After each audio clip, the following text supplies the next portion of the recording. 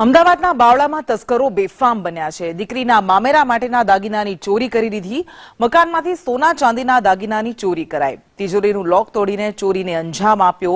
તસ્કરોએ બંધ મકાનને નિશાન બનાવ્યું હતું। આ મામલે બાવળા પોલીસે વધુ તપાસ હાથ ધરી છે। તો બાવળામાં તસ્કરોનો તરખાટ સામે આવ્યો છે।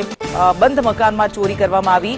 વહેલી સવારે ચોરી કરીને ચોર ફરાર થઈ ગયા હતા। સવારે 6:30 વાગ્યાના સુમારે ચોરોએ જાળીનો નકુચો તોડ્યો, પ્રવેશ કર્યો અને તિજોરીના લોક તોડી સોના ચાંદીના દાગીનાની ચોરી કરીને તેઓ ફરાર થઈ ગયા હતા।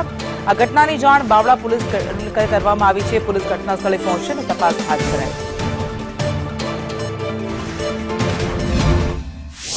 ત્યારે દૂધ લેવા નીચે ઉતર્યો દુકાને જવા, ત્યારે મારા ભાઈનું લોક મારેલું હતું।